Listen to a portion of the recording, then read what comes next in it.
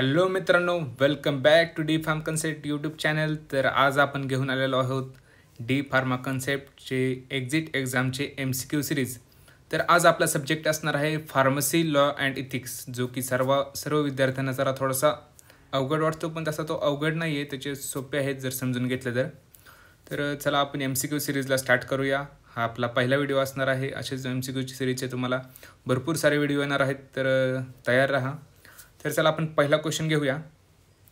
तर पहिला क्वेश्चन आहे, to prescribe the minimum standard of education required for qualification as a pharmacy is the function of.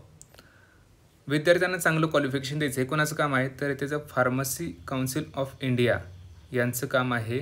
PCI आपण ज्याला म्हणतो, त्यांचं काम आहे की minimum standard of education qualification द्यायचं आहे विद्यार्थ्यांना. नेक्स्ट क्वेश्चन पाहूया. As per DNC act empty gelatin capsule are, gelatin capsule जे असते त्याला DNC ॲक्टमधून त्याला कशात कॅटेगराईज केलेलं आहे, तर त्याला ड्रग्स याच्यामध्ये कॅटेगराईज केलेलं आहे. तर नेक्स्ट क्वेश्चन पाहूया. VDRL स्टँड्स फॉर, तर त्याचं ऑप्शन दिलेले आहेत venereal disease laboratory, visual disturbance, viral disease किंवा व्हायरल अँड डायबिटिक. तर त्याचा आन्सर आहे व्हेनरल डिसीज रिसर्च लॅबोरेटरी, हे त्याचा आन्सर असणार आहे. तर हे जी लॅब आहे तर ती ब्लड टेस्ट करते आपल्या बॉडीमधील. तर त्या ब्लड टेस्टमध्ये सिफिलिस जो रोग आहे त्याचं आपल्याला डिटेक्शन होते ह्या VDRL या टेस्टमधून. तर सिफिलिस, तर तुम्हाला परत प्रश्न पडला की सिफिलिस काय आहे, तर सिफिलिस हे सेक्शुअली ट्रान्समिटेड डिसीज आहे आणि तो एका बॅक्टेरियामुळे होतो. त्या बॅक्टेरियाचं नाव आहे ट्रेपोनेमा पॅलिडम, हे त्या बॅक्टेरियाचं नाव आहे. तर हे लक्षात ठेवा, VDRL हे एक्झिट एक्झामला पडण्याची शक्यता आहे. नेक्स्ट क्वेश्चन आहे, a list of substance required to be taken only under supervision of register medical practitioner cover under the. तर हा कोणत्या शेड्यूलमध्ये केला जातो, तर हा जी शेड्यूलमध्ये केलं जातं. List of substance required to be taken only under supervision of register medical practitioners, म्हणजेच डॉक्टराच्या अंडरखाली सुपरविजनखाली हे ड्रग दिले जातात, त्यांच्या प्रिस्क्रिप्शनशिवाय दिले जात नाहीत. तर नेक्स्ट क्वेश्चन पाहूया आपण. List of colours, dyes and pigments permitted in cosmetics and soap of list colours permitted in soaps. तर याचा आन्सर काय आहे, तर याचा आन्सर आहे शेड्यूल Q, हे त्याचा आन्सर असणार आहे. तर कलर्सचं आलं कोणत्या म्हणजे रिलेटेड, आणि तर त्याला शेड्यूल Q हे तुम्ही ऑप्शन सिलेक्ट करू शकता. नेक्स्ट क्वेश्चन आहे, pharmacy act was passed in. तर फार्मसी ॲक्ट केव्हा पास झाला, 1940, 1948, 1949 तर 1950. तर त्याचं राईट आन्सर आहे 1948, हे त्याचं राईट आन्सर असणार आहे. त्यानंतर first pharmacy council of India PCI आहे, तो पहिल्यांदा केव्हा आला, म्हणजे केव्हा इस्टॅब्लिश झाला, कन्स्टिट्यूट झाला, तर तो पण 1948 साली कन्स्टिट्यूट झालेला आहे. नेक्स्ट क्वेश्चन पाहूया. The president of PCI is. PCIचा प्रेसिडेंट कोण असतो, elected by its member, nominated by health secretary government of India, elected by register pharmacist, none of the above. तर इलेक्टेड बाय इट्स मेंबर, त्यांच्या मेंबरमधूनच त्यांना elect केलं जातं PCIचा प्रेसिडेंट म्हणून. तर नेक्स्ट क्वेश्चन पाहूया. Punishment for falsely claiming to be registered pharmacist for the first time. तर फर्स्ट टाईम तर तुम्ही क्लेम केलं की मी रजिस्टर्ड फार्मासिस्ट आहे, तर त्याला दंड आहे ₹500 दंड आहे, पहिल्यांदा केलं तर. नंतर तो वाढू शकतो, आणि ते आपल्याला पहिल्यांदा विचारलेलं आहे. नेक्स्ट क्वेश्चन पाहूया. 6 member from the teaching profession nominated by the PCI is. आता PCI ही कोणती बॉडी आहे, सेंट्रल लेवलची बॉडी आहे, आणि आपल्या समजा स्टेट लेवलची असेल, जर महाराष्ट्राची जर असेल तर ती कोणती बॉडी आहे, MSPC, Maharashtra state pharmacy council. तर ही PCI ही सेंट्रल लेवलची आहे, तर आपण सेंट्रल गव्हर्नमेंट त्यांना नॉमिनेट करणार. तर नेक्स्ट क्वेश्चन आहे, the central drug research laboratory is situated at. तर सेंट्रल ड्रग रिसर्च लॅबोरेटरी ही कुठे सिच्युएटेड झालेली आहे, तर ती झालेली आहे कोलकातामध्ये. नेक्स्ट क्वेश्चन पाहूया. हां, ibuprofen tablet belong to the schedule. Ibuprofen tablet कोणत्या शेड्यूलमध्ये आयबुप्रोफेन टॅबलेट येते, तर त्याचं राईट आन्सर आहे शेड्यूल H ड्रग्स, याच्यामध्ये आयबुप्रोफेनचा कॅटेगरी येते. तर आयबुप्रोफेन टॅबलेटचा यूज काय आहे, तर ती यूज होती OTC ओव्हर दी काउंटर मेडिकेशनसाठी आणि त्या पेन रिलीफसाठी, इन्फ्लामेशन, फिवरसाठी आपण त्याला यूज करतो आयबुप्रोफेनचा. नेक्स्ट क्वेश्चन आहे chairman of DTAP drug technical advisory board, याचा चेअरमन कोण असतो, तर तो असतो director of general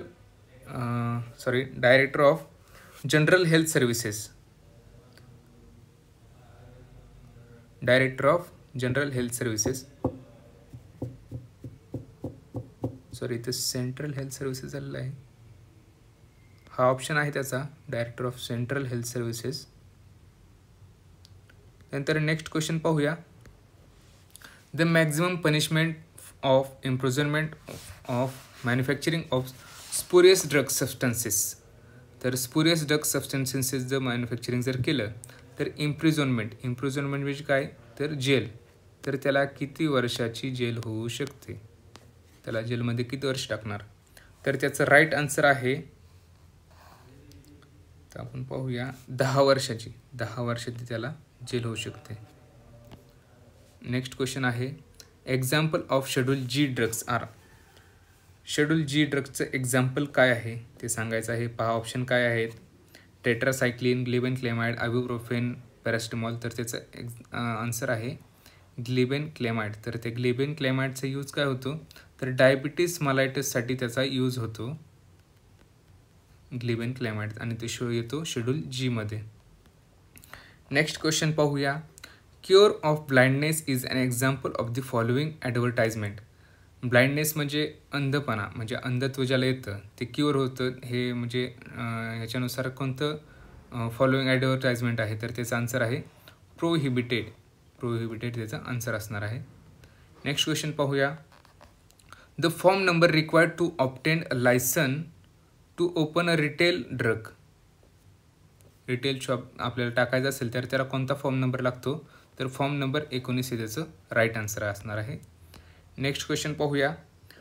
the tablet or capsule drug specified in schedule X can be marketed in packaging not exceeding 200 units, 150 units, 100 units dosage किंवा 250 unit doses. तर त्याचं right answer असणार आहे 100 युनिट डोसेस, हे लक्षात ठेवा. त्यानंतर नेक्स्ट क्वेश्चन आहे. The state council have the following members have the following number of elected members. तर किती मेंबर असतात, त्यांची संख्या किती आहे, 3, 6, 3, 4, 5. तर त्याचं राईट आन्सर असणार आहे 6 मेंबर हे स्टेट काउन्सिलमध्ये असतात. त्यानंतर नेक्स्ट क्वेश्चन आहे. List of Ayurvedic and Unani poisons are given in the schedule.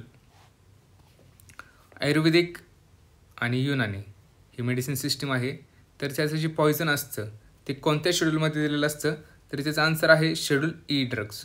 Schedule E ड्रग्समध्ये ते पॉयझन दिलेलं असतं. त्यानंतर नेक्स्ट क्वेश्चन आहे. The quantity of sample taken for analysis should not be less than. जर ॲनालायसिस कोणत्या ड्रग्सचं करायचं असेल तर त्याची क्वांटिटी कमीत कमी 10 ml तर घ्यायला पाहिजे किंवा त्यापेक्षा कमी नाही घ्यायला पाहिजे. नेक्स्ट क्वेश्चन आहे. अँटीसेरा and टॉक्झॉइड्स R एक्झामाइन्ड at.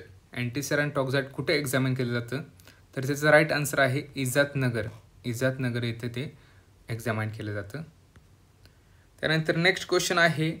The drug sample taken by drug inspector for analysis is send to.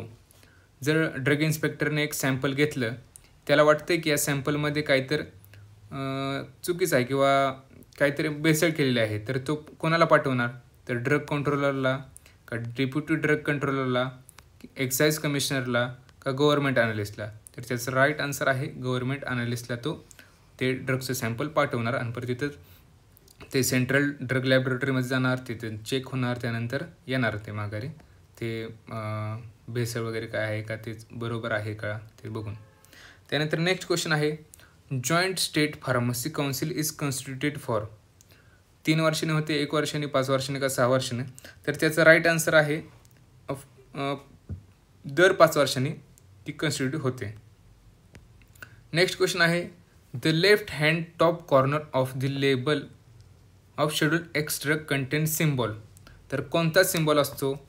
RX, XRX, NRX, TDS. तर त्याचा राईट आन्सर आहे XRX. हे शेड्यूल एक्स जे ड्रग आहेत त्यांच्या टॅबलेटवरती दिलेलं असतं. ते कुठं? Left hand top कॉर्नरला.